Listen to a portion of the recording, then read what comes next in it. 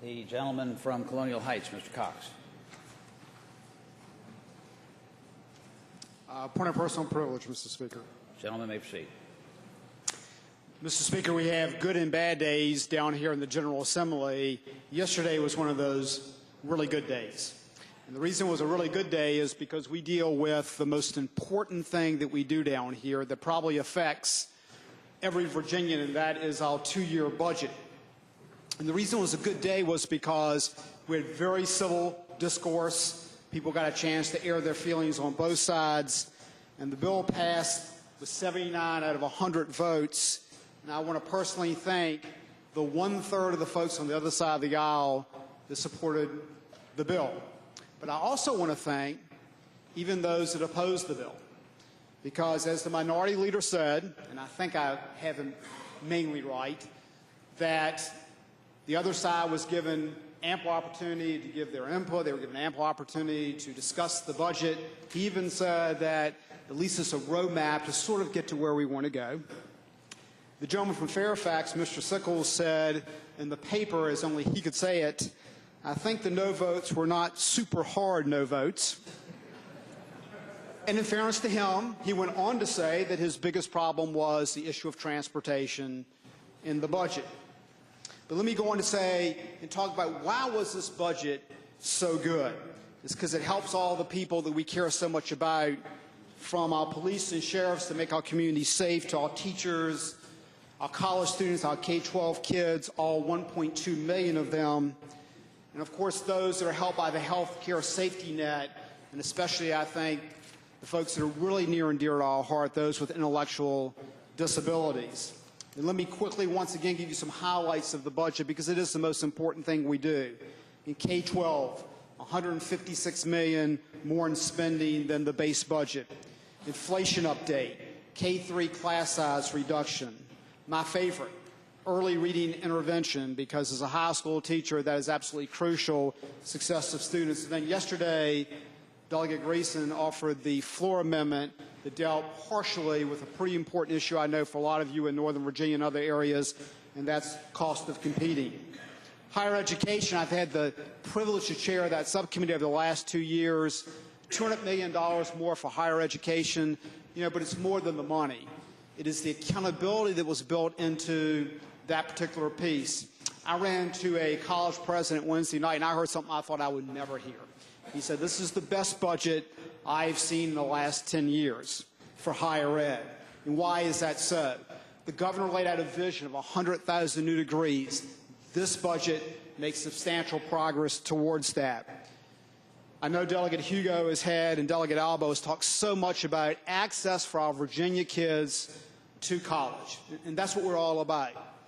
1,400 new slots, substantial progress towards those new slots. We put the money for those for UVA, William & Mary, Tech, and James Madison.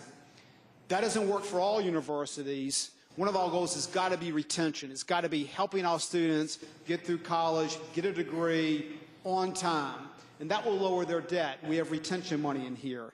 And finally, make college affordable for every kid, and that's the goal. And this money is going to keep tuition, in Kirk Cox's world, down to 2 to 3% this year. So that is a goal that we have not seen in a long time.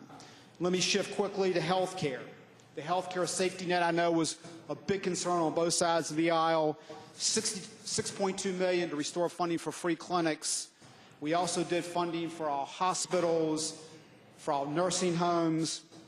And of course, we've talked about this, those 200 ID and 50 DD waivers.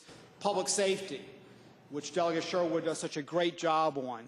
What public safety comes down to is safer communities. And that probably, we talk a lot about core function of government. It's nothing more core than that.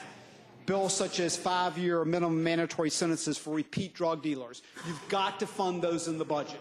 This budget fund those.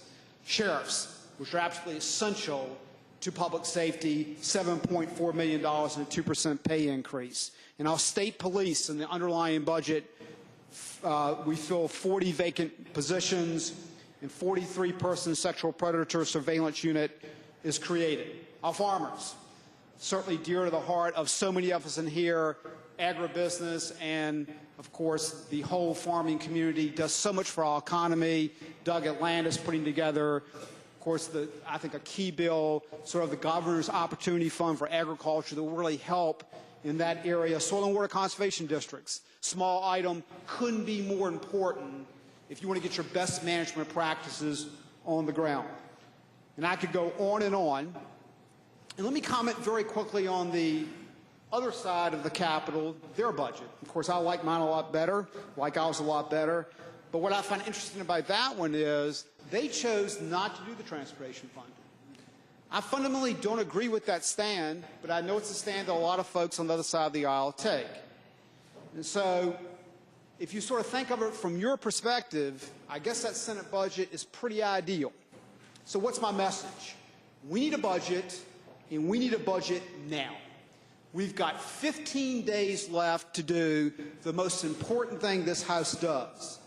The Speaker just named the conferees. And I can tell you the conferees are ready to go to work, and a lot of the rest of you that want to be conferees are ready to go to work too. But this is day one of our opportunity to get a budget. And let me conclude with this.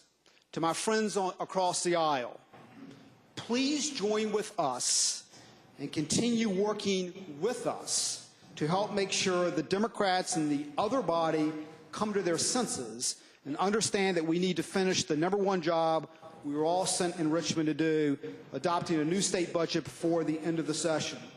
We owe it to all Virginians, our teachers, our tuition-paying parents, our public safety workers, not to jeopardize their future, their livelihood, and their quality of life by not getting to work now to pass a budget. We owe it to them and all Virginians not to harm, but to help families, workers, businesses, when they're already struggling enough with anxiety about the economy and our future. And we owe it to them and all Virginians not to let some put partisan politics ahead of doing what's best for all Virginians, which first and foremost means passing the session's most important bill, the state budget. Thank you, Mr. Speaker.